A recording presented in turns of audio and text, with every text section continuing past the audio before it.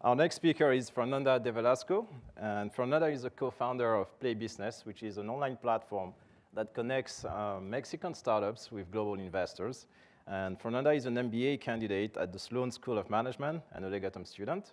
She's passionate about financial modeling, and she's also passionate about building bridges between Mexico and the global financial sector. Everybody, please welcome Fernanda De Velasco. Thank you. Hi, everyone. I'm Fernanda, and let me tell you some things about Mexico that you may or may not know. So we are 120 million Mexicans. We have a $1.2 trillion economy, which makes us the 15th largest economy in the world. Also, we have more than 120,000 new engineers graduating every year. And we organize one of the largest hackathons in the world. Thank you. So those are actual people sleeping after the hackathon. Youth is innovating, and Mexico is emerging as one of the innovation hubs in Latin America. Also, we have a lot of small businesses. We have actually 4 million small businesses that account for 97% of all the companies. And they are responsible of 75% of job creation and 52% of the GDP. So all of this sounds great. We have innovation, we have growth, we have businesses. So then what is the problem?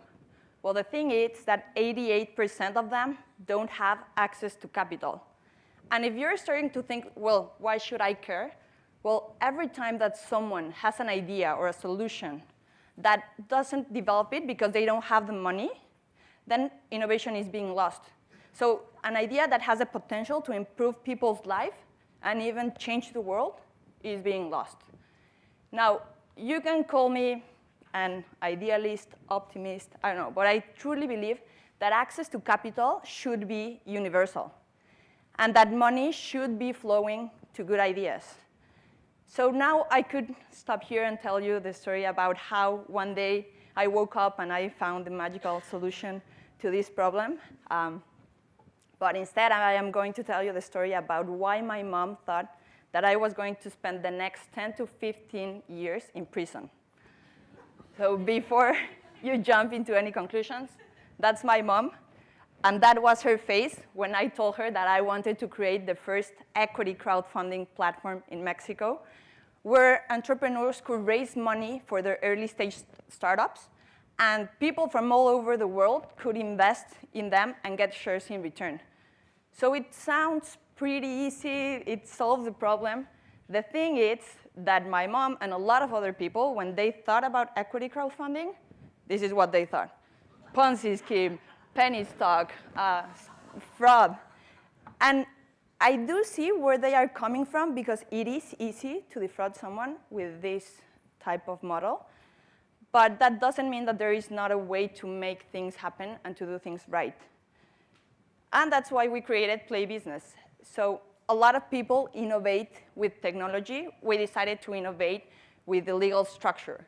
We went into the books, into different regulations to see how can we make this happen? And how can we do it right and do it in a transparent and legal way so that it can be sustainable and that more people can start doing it. So we found a way. And the next thing that we did is we went to the regulator and said, hey, this is what we're doing. Tell us what you think. And again, a lot of people told us, you're crazy. Have you dealt with Mexican government? They are going to shut you down. They are going to destroy your idea. Or they are going to ask you for a bribe. But again, if we couldn't make this happen doing things right, and if we couldn't find a structure that worked, then we were not going to do it. So apparently, transparency does lead to trust. And that helped the government and regulator took us coming to them as a sign of good faith. And they approved our model. And not only that, they asked us to help them to draft the new fintech regulation that is going to become the foundation for the industry. So yes, we found a legal way to do it. And now what? Well, we launched the beta phase in February 2015, only 2 years ago. And what started like a crazy, maybe illegal idea Now it's a crowdfunding platform with 10,000 active investors. We have 1,500 startups in the pipeline. 115 of them have raised capital, and 68 have been successfully funded, which means that we have delivered $4 million through a platform, which, believe me, in Mexico, it's a lot of money, especially for startups that are in a really early stage. And another great thing is that these startups already created more than 500 new jobs. But the best part of it is that now we have people, local talent, people who understand the problems, who understand the communities, who are coming up with innovative solutions to solve them. So let me tell you about two of them. So this is Brico. This is actually the first startup that got funding through our platform. And they developed this sort of modular kits and also a platform to teach kids how to program, to teach kids about robotics and electronics in a fun and easy way. So they started 2 years ago. They got funding also from Shark Tank. And today, they are selling hundreds of kits to schools and impacting thousands of kids. Also, we have Tumbico.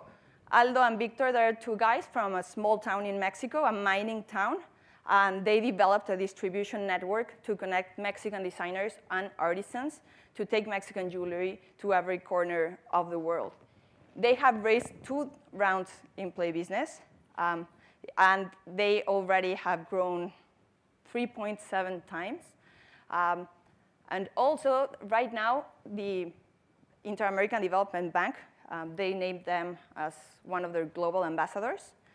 And they are giving jobs to more than 300 artisans that didn't know what to do. So basically, they are reactivating the economy in their hometown. So yes, a lot of people thought that we were crazy. Maybe we are, I don't know. But I am happy that we were crazy enough to try to do this. Because today, I can stand here and tell you it is possible to find groundbreaking ideas from local entrepreneurs. It is possible to empower Mexican communities. And today, I can tell you that we have a new draft of the FinTech regulation that is going to approve in a few months that shows not only that you can move a government, but also that you can collaborate with one of them and build the much-needed infrastructure to make an entrepreneurial ecosystem and a country grow. So to be completely honest, I don't know if I'm going to change the world. But I do know that a lot of the startups that we're funding and that we are helping are going to do so. And the best part of it is that today I can confidently tell my mom that I am not going to prison. So thank you, everyone.